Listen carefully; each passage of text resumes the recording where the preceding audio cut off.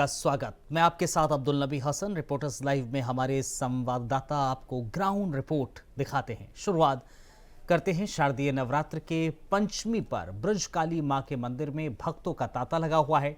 पूरी खबर पर जानकारी ज्यादा दे रहे हैं मथुरा से हमारे संवाददाता मोहम्मद फारूक। आज नवरात्र का आज 5वां दिन है। शारदीय नवरात्र लगातार चल रहे हैं। मैं प्राचीन सिद्ध काली मां कैंट मंदिर पर मौजूद हूँ और यहाँ पर जो है लोगों की भक्तों की यहाँ पे भीड़ लगी रहती है। तमाम भक्त आते हैं यहाँ पर और सुबह से लेकर शाम तक यहाँ पर अलग अलग कतारें लग जाती हैं।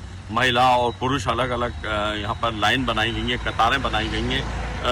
ये प्राचीन ब्रज का सिद्ध पीठ काली मां मंदिर है, कैंट मंदिर बोलते हैं। ये आगरा और मथुरा वाले रोड पर स्थित है। मथुरा से आगरा जाते हैं इसी रोड से और तमाम यहाँ पे भक्तगण आते हैं।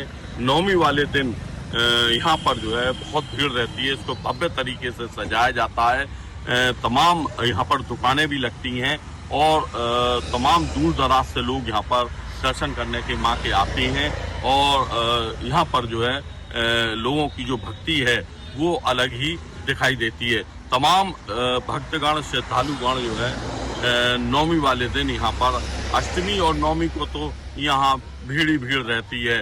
तमाम लोग यहाँ पर जो है पूजा अर्चना करते हैं और माँ के दर्शन करते हैं। इंडिया वॉइस के लिए अपने वीडियो जर्नलिस्ट के साथ मैं मोहम्मद फारूक, मथुरा।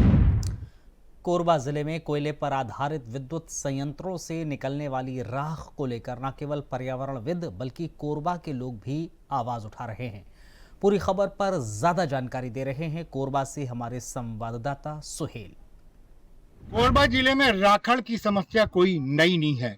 इंडिया वॉइस ने राखड़ को लेकर के कई बार खबरें दिखाई गई हैं, लेकिन इस वक्त आलम यह है कि राखड़ न केवल सरकारी प्राइवेट सारी जमीनों को लील रहा है, बल्कि अब आलम यह हो गया है कि ग्रामीणों की जान की परवाह भी नहीं की जा रही है। और एक बात यह आपको साफ कह देना चाहता हूं, मैं अभी ग्राउंड रिपोर्टिंग कर रहा हूं घाटाद्वारी से, जहां पर राखड़ पाटा जा रहा है।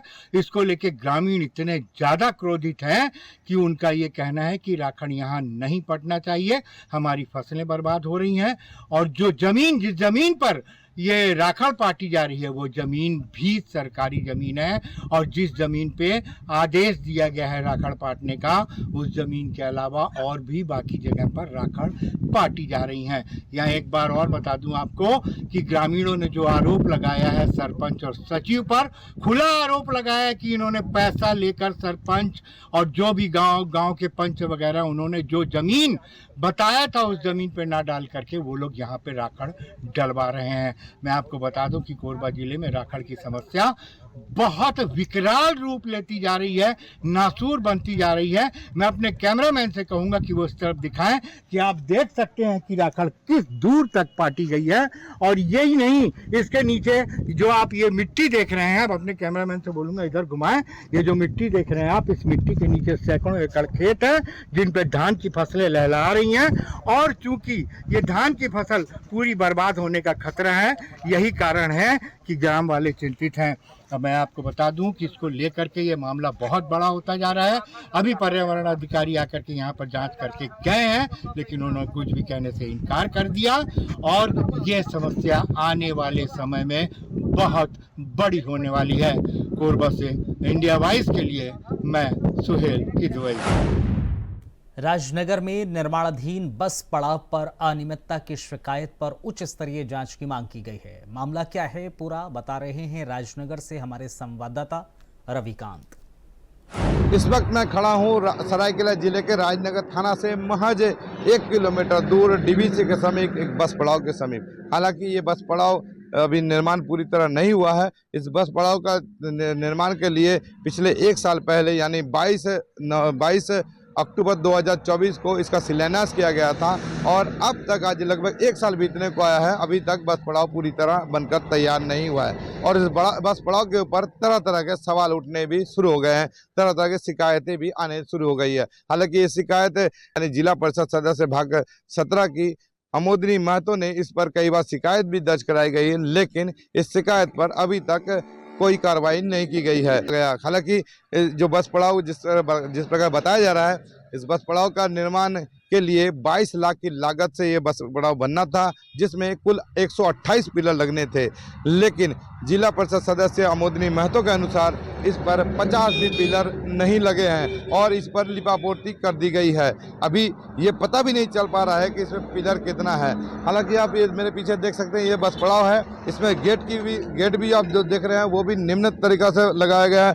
इसमें जब हम लोग यहाँ पहुँचे तो ये भी पता चला कि यहाँ पर जो सरिया लगाया गया है वो भी उच्च गुणवत्ता वाली नहीं है, क्योंकि वो भी जंग लग चुका है और साथ ही साथ जो सीमेंट का इस्तेमाल किया गया है वो भी कहीं ना कहीं निम्न स्तर का है, क्योंकि जैसे ही जहां पर उसका जोड़ाई किया गया है उसको छूते से ही लगा है, प्लास्टर लगा है, वो प्लास्टर गिरने लगा है। तो अब एस्टीमेट के अनुसार 43 लाख के फंड से ये पूरा बाउंड्री वॉल और ये जो फुटपाथ बनने वाला है, लेकिन केवल बाउंड्री वॉल यानी 4 दीवारी है वो 22 लाख के फंड से बनने वाला है। हालांकि अभी तक उसका पथ अभी निर्माण नहीं हुआ है। इसके साथ साथ इसमें 2 संवेदक लगे हुए हैं, एक बाउंड्री वॉल के लिए और एक टिकट काउंटर के लिए। टिकट काउंटर का कार्य भी लगभग चल रहा है, वो अभी कार्य प्रगति पे है, लेकिन इसका कार्य को देखते हुए लग रहा है कि ये कार्य पूरा फाइनल कर दिया है। हालांकि इसकी जानकारी नहीं है कि इसकी पूरी राशि इसको मिली है नहीं मिली है, लेकिन अभी भी काम बाकी है और इस काम में घोर अनियमितता भी बरती गई है।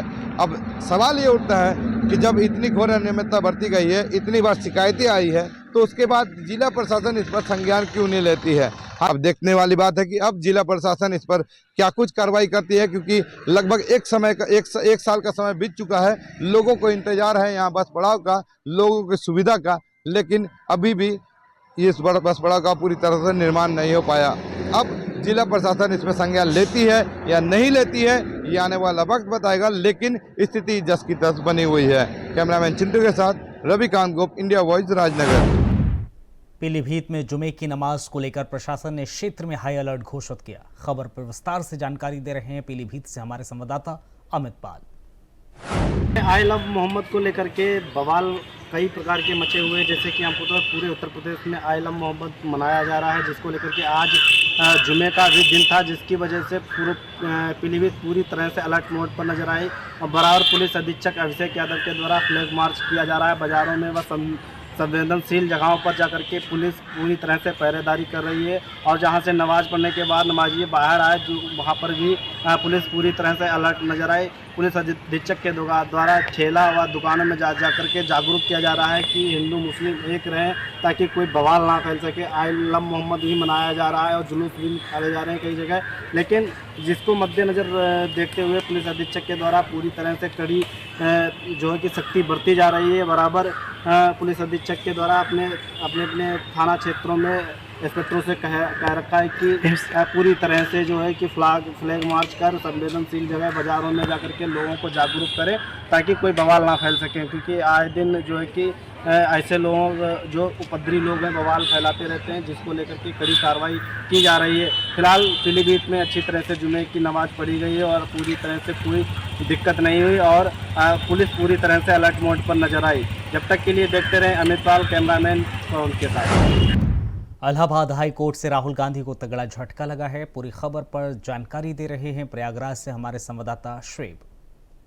कांग्रेस के वरिष्ठ नेता राहुल गांधी के लिए इलाहाबाद हाई कोर्ट से एक आज बड़ा झटका लगा है। दरअसल उनकी एक याचिका को इलाहाबाद हाई कोर्ट ने खारिज कर दिया। पिछले दिनों उन्होंने विदेश में सिख समुदाय के खिलाफ एक बयान दिया था, सिख समुदाय को लेकर के एक बयान दिया था, जिसको लेकर के बाकायदा वाराणसी की एक निचली अदालत में याचिका दाखिल की गई थी, जिस पर सुनवाई चल रही थी। उसी को लेकर के ये राहुल गांधी के वकील इलाहाबाद हाई कोर्ट आए थे, उन्होंने याचिका की थी, लेकिन उसकी सुनवाई करने के बाद उसका फैसला सुरक्षित कर लिया गया था। अब इलाहाबाद हाई कोर्ट ने अपना फैसला सुनाते हुए उनकी इस डिमांड को खारिज कर दिया है। तो कह सकते हैं कि अब राहुल गांधी के जो मामले में वाराणसी की निचली अदालत में सुनवाई चल रही, वो आगे सुनवाई चलती रहेगी। इसमें दरअसल विदेश में उनकी तरफ से सिख समुदाय को लेकर एक बयान दिया गया था, जिसमें कुछ बातें कही थी, जिसको लेकर के आपत्ति दर्ज करते हुए ये मामला वाराणसी में निचली अदालत में दाखिल किया गया था, जिसको लेकर के ये इलाहाबाद हाई कोर्ट आए थे और हाई कोर्ट में याचिका दाखिल की थी।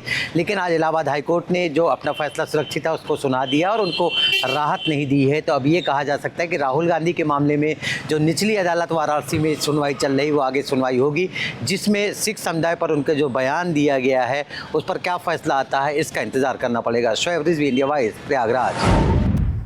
जालौन में देर रात चोरों ने एक घर को निशाना बनाया। इस मामले पर क्या कुछ कार्रवाई हुई है, बता रहे हैं जालौन से हमारे संवाददाता विष्णु पांडे।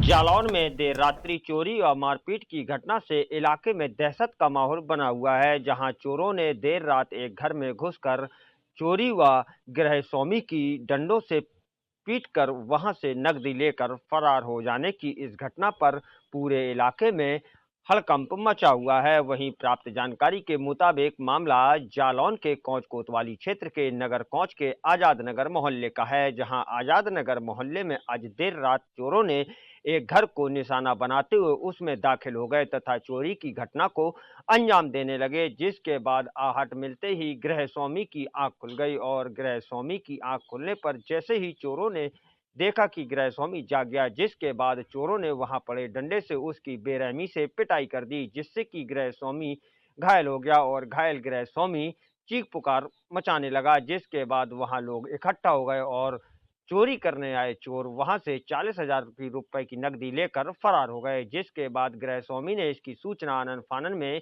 स्थानीय थाना पुलिस को दी है। वहीं सूचना मिलते ही तत्काल मौके पर पहुंची स्थानीय थाना पुलिस पूरे मामले की जांच पड़ताल में जुट गई है और घायल गृहस्वामी को उपचार के लिए नजदीकी स्वास्थ्य केंद्र में भर्ती कराया गया है। वहीं अपने सहयोगी साथी के साथ विष्णु पांडे, इंडिया वॉइस, जालौन। मेरठ में नवरात्र और जुमे की नमाज के मद्देनजर सुरक्षा को लेकर अलर्ट जारी किया गया है। कहां-कहां पुलिस की तैनाती की गई है, मेरठ से हमारे संवाददाता शाहरुख आपको बता रहे हैं। उत्तर प्रदेश में कई जिलों में आई लव मोहम्मद को लेकर के कई प्रदर्शन सामने आए हैं, जिसमें मेरठ में भी आज हाई अलर्ट दिखाई दिया, क्योंकि आज जुमे की नमाज थी। उसी को लेकर के मेरठ पुलिस मुस्तैद नजर आई। और मेरठ के अधिकारियों की बात करें तो ADG, DIG, SSP, SP city सारे अधिकारी रोड पर मुस्तैद नजर आए। शांति व्यवस्था के साथ जुमे की नमाज संपन्न कराई गई और सब अपने अपने घर वापस लौट गए। हालांकि पुलिस ने सोशल मीडिया पर भी पैनी नजर बनाई हुई थी कि कोई अगर अफवाह फैलाता है या अफवाह फैलाने का काम करता है या कोई चीज आपत्तिजनक वायरल करता है तो उस पर भी पुलिस तकनीकी कार्रवाई करने की बात कही थी। मेरठ से इंडिया वॉइस के लिए शाहरुख सती। जनता दल के अध्यक्ष रघुराज प्रताप सिंह के परिवार में पत्नी भानवी सिंह को लेकर संग्राम छिड़ चुका है। खबर पर ज्यादा जानकारी दे रहे हैं लखनऊ से हमारे संवाददाता मोहम्मद आसिफ। औलादी इरादों के लिए चर्चित कुंडा विधायक रघुराज प्रताप सिंह और पत्नी भानवी सिंह के बीच चल रहा विवाद अब महासंग्राम का रूप ले लिया है। गोपाल जी के बाद पिता का पक्ष शिवराज प्रताप सिंह ने लिया तो मां भानवी सिंह भड़क उठी और उन्होंने एक बड़ी चेतावनी दे डाली है कि उनके पास कई और भी पुख्ता सबूत हैं जिन्हें वह पेश करेंगी। फिलहाल राजा भैया और भानवी सिंह के बीच चल रही लड़ाई अब सोशल मीडिया पर भी पहुंच गई है। दरअसल कुंडा विधायक रघुराज प्रताप सिंह, राजा भैया और भानवी सिंह के बीच रिश्ते ठीक नहीं चल रहे हैं। दोनों के बीच तलाक की नौबत भी आ गई है।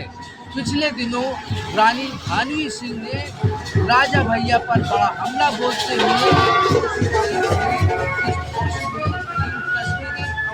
ऑडियो की। अगर फोटो की बात करें तो एक में अशका सिंह थी तो दूसरे में असलहों का जखीरा दिखाया गया था और ऑडियो में धमकी देने की बात कही गई थी।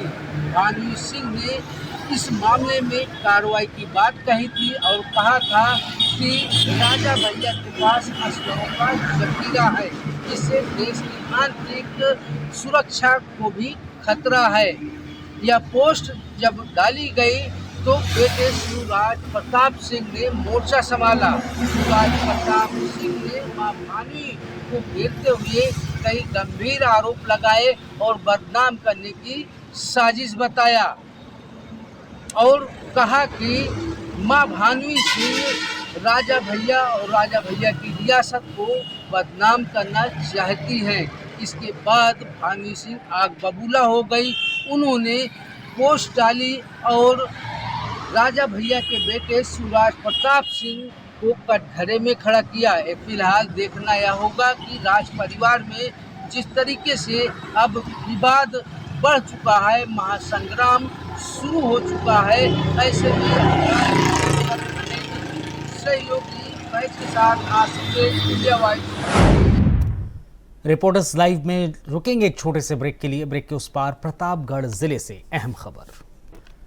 ब्रेक के बाद बहुत स्वागत आप सभी का। कुछ और अहम खबरों पर डालते हैं नजर। प्रतापगढ़ जिले में पुलिस और स्वैट टीम की संयुक्त टीम ने बड़ी कार्रवाई करते हुए अवैध पिस्टल्स के साथ एक को गिरफ्तार किया है। पूरे मामले पर ज्यादा जानकारी दे रहे हैं प्रतापगढ़ से हमारे संवाददाता अतुल यादव। खबर यूपी के प्रतापगढ़ जनपद से है, जहां पर अवैध असलाह तस्कर के खिलाफ पुलिस ने कड़ी कार्रवाई की है। जिले के कोतवाली मानधाता क्षेत्र के अंतर्गत गजहड़ी पुलिया के पास कोतवाली मानधाता के एसओ अरविंद कुमार सिंह और स्वाट प्रभारी अमित चौरसिया की संयुक्त टीम ने अवैध असलाह तस्कर राजा राम को गिरफ्तार किया। बता दें कि उसके पास से 5 पिस्टल और 10 मैगजीन बरामद किया, जिसमें से 3 पिस्टल विदेशी पिस्टल बताई जा रही है और 2 अन्य 32 बोर की पिस्टल उसमें शामिल हैं। वहीं जिले के एसपी दीपक भूकर ने प्रेस कॉन्फ्रेंस करके खुलासा किया और बताया कि इस चेन में कई लोग शामिल हैं और उनकी भी गिरफ्तारी करने के लिए पुलिस टीम लगाई गई है और जल्द ही खुलासा पुलिस करेगी। वहीं राजा राम कोतवाली मानधाता क्षेत्र के अंतर्गत सराय मुरार सिंह का निवासी है, जिन पर 21 मुकदमे पंजीकृत हैं और उसके पास से पुलिस ने 5 पिस्टल 10 मैगजीन के साथ गिरफ्तार कर उसे आज जेल भेज दिया। वहीं लगातार जिले के एसपी दीपक भूकर के निर्देशन में अपराध में शामिल अपराधियों पर लगातार शिकंजा कसने का अभियान जारी है। अब देखना यह है कि इस अवैध पिस्टल तस्कर में शामिल लोगों के खिलाफ पुलिस कब तक कार्रवाई करती है। प्रतापगढ़ जनपद से अतुल यादव, इंडिया वाइज। तेज प्रताप की नई पार्टी जनशक्ति जनता दल के पोस्टर पर महात्मा गांधी, भीमराव अंबेडकर, डॉक्टर राम मनोहर लोहिया, लोकनायक जयप्रकाश नारायण और कर्पूरी ठाकुर को स्थान मिला है। इस खबर पर ज्यादा जानकारी दे रहे हैं आरा से हमारी संवाददाता नेहा गुप्ता। लालू प्रसाद के बड़े पुत्र तेज प्रताप ने अपनी पार्टी की घोषणा कर दी है। बता दें कि जनशक्ति जनता दल के नाम से अपनी पार्टी का नाम दिया है, साथ ही उसका ब्लैक बोर्ड चुनाव चिन्ह भी जारी किया है। इसे लेकर एक्स हैंडल पर भी जारी किया गया है और उन्होंने कहा है कि जिस तरह से यह पार्टी आम जनता के लिए है और बिहार के संपूर्ण विकास के लिए बनाई गई है। साथ में पोस्टर में खुद वो नजर आ रहे हैं और 5 अन्य फोटो है, जिसमें भीमराव अंबेडकर, कर्पूरी ठाकुर, जेपी जयप्रकाश नारायण और इन्हीं तरह लोहिया की भी फोटो डाली गई है और महात्मा गांधी की फोटो डाली गई है। बता दें कि तेज प्रताप जिस तरह से उनको पार्टी से बाहर किया गया है मई में, उसके बाद से वह कुछ दिन शांत रहे, फिर उसके बाद लगातार अपने बड़े भाई तेजस्वी के खिलाफ भी कुछ ना कुछ वो कमेंट करते नजर आए, जिसे लेकर विपक्ष इसका फायदा भी उठाती नजर आई। बता दें कि बिहार में आगामी बिहार विधानसभा चुनाव है और इस साल के अंत में ही चुनाव है। इसे लेकर इनके पार्टी बनाने की लेकर कहीं ना कहीं जो लालू प्रसाद का जो यादव वोट है, कहीं ना कहीं उसमें सेंधमारी हो सकती है। साथ ही अगर कहें कि बिहार में पहले से ही महागठबंधन और एनडीए गठबंधन और जन स्वराज भी अपने आप को कहीं ना कहीं दिखाने का प्रयास कर रही है। इसी बीच में तेज प्रताप द्वारा अपनी पार्टी की घोषणा करने के बाद राजनीति भी तेज हो गई है। इसे लेकर बिहार विधानसभा चुनाव में कहीं ना कहीं इसका नुकसान लालू प्रसाद या तेजस्वी यादव और महागठबंधन को होने जा सकता है, यह आकलन लगाया जा रहा है। रही बात तेज प्रताप की, तो लगातार वह क्षेत्र में भ्रमण भी कर रहे हैं और जिस तरह से लगातार अपने भाई के खिलाफ भी बोल रहे हैं और संपूर्ण बिहार के विकास की बात करते हैं और संपूर्ण बिहार के विकास को लेकर इस पार्टी की निर्माण की बात करते हैं। अब देखने वाला समय ही बताएगा कि बिहार में जो आगामी बिहार विधानसभा का चुनाव होता है उसमें किसको कितना जीत मिल पाती है। मैं नेहा गुप्ता, भोजपुर। कानपुर के पूर्व विधायक इरफान सोलंकी की जमानत के बाद जश्न का माहौल है।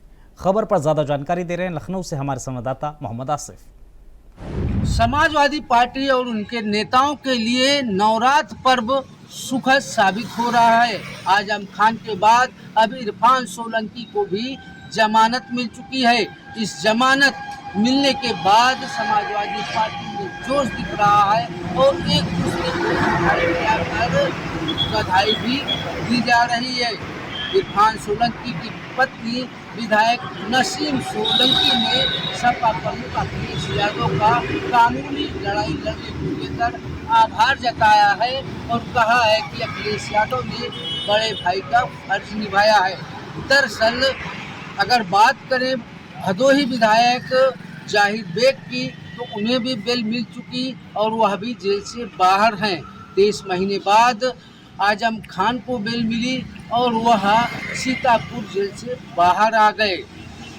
अब इसके बाद कानपुर के पूर्व विधायक इरफान सोलंकी को भी सभी मामलों में जमानत मिल चुकी है। इरफान सोलंकी की जमानत मिलने के बाद समाजवादी पार्टी के नेताओं और कार्यकर्ताओं ने जश्न मनाया। जगह जगह लड्डू बांटे गए और पटाखे फोड़े गए। इरफान सोलंकी की पत्नी नसीम सोलंकी ने जिस अंदाज में अखिलेश यादव का अमेठी में सगरा में स्नान करने के दौरान युवक की डूबने से मौत हो गई। पूरी खबर पर जानकारी दे रहे हैं अमेठी से हमारे संवाददाता राजेश सोनी। सगरे में स्नान करते समय युवक की डूबने से हुई मौत। 4 बच्चों के सिर से पिता का छिन गया साया।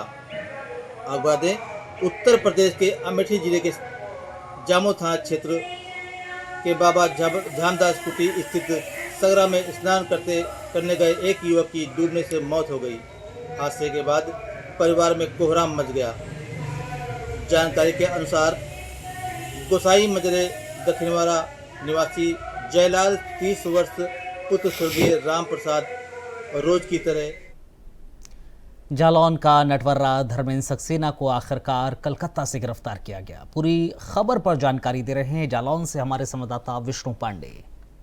जालौन नगर का रहने वाला आरोपी धर्मेंद्र सक्सेना को कलकत्ता हाईकोर्ट से पुलिस ने गिरफ्तार किया है। वहीं आपको बताते चलें कि यह आरोपी जालौन नगर का रहने वाला है, जो कि अंडोवार निकोबार राज्यों से तथा अन्य राज्यों में लोगों को फर्जी आधार कार्ड मुहैया कराता था, जिसको लेकर अंडोवार निकोबार राज्य के लोगों को फर्जी आधार कार्ड मुहैया कराने पर बीएसएनएल के अंडोवार निकोबार मंडल के सहायक प्रबंधक ने साइबर क्राइम थाने में इसके खिलाफ शिकायती प्रार्थना पत्र देते हुए कार्रवाई कराई थी, जिसको लेकर लगातार पुलिस इसकी गिरफ्तारी के प्रयास कर रही थी। वहीं यह पुलिस की गिरफ्तारी से बचने को लेकर आरोपी धर्मेंद्र सक्सेना ने कोर्ट में अग्रिम जमानत की याचिका डाली थी, जिसके बाद न्यायालय ने इसकी अग्रिम जमानत को खारिज कर दिया और इसके बाद पुलिस ने इसको हाईकोर्ट के बाहर से गिरफ्तार कर लिया है। वहीं आरोपी धर्मेंद्र सक्सेना जालौन नगर का रहने वाला है, जो कि लोगों को फर्जी तरीके से आधार कार्ड मुहैया कराता था। वहीं अपने सहयोगी साथी के साथ Vishnu Pande, India voice, Jalaun. Reporters live में फिलहाल आज के लिए इतना ही। इजाजत दीजिए, नमस्कार। आपकी सोच, आपकी आवाज।